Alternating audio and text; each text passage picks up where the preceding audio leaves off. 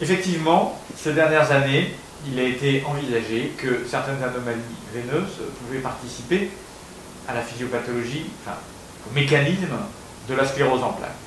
De quoi a-t-on parlé?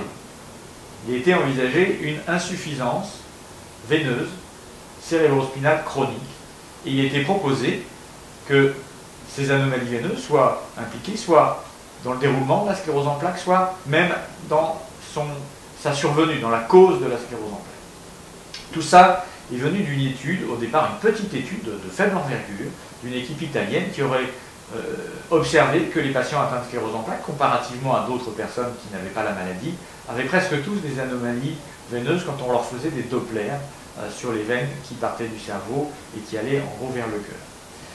Alors, il convient d'être extrêmement vigilant. Les données ont un petit peu évolué dans ce domaine et depuis cette méthode, on va dire pilote, depuis cette première étude, plusieurs équipes, même de très nombreuses équipes, ont tenté de reproduire ces résultats et personne n'a réussi à reproduire ce résultat. Personne n'a pu démontrer qu'il existait bien chez les patients atteints de sclérose en plaques des anomalies veineuses aussi fréquentes et aussi marquées. Ça n'exclut pas que de temps en temps cela survienne, mais ça met très sérieusement en doute ces anomalies veineuses comme étant à l'origine de la sclérose en plaques, comme jouant un rôle majeur dans cette maladie. Donc les études continuent, mais aujourd'hui on tend à penser qu'effectivement cette insuffisance veineuse n'est pas la cause de la sclérose en plaques et joue un rôle soit nul, soit mineur.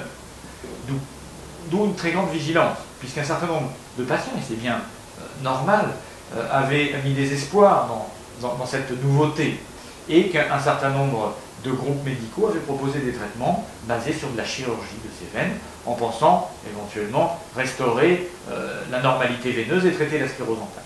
On sait aujourd'hui qu'il n'y a aucun argument pour penser que ces traitements soient efficaces. Ça ne veut pas dire qu'il y a zéro chance que ce soit efficace, mais aucune étude n'a montré d'efficacité.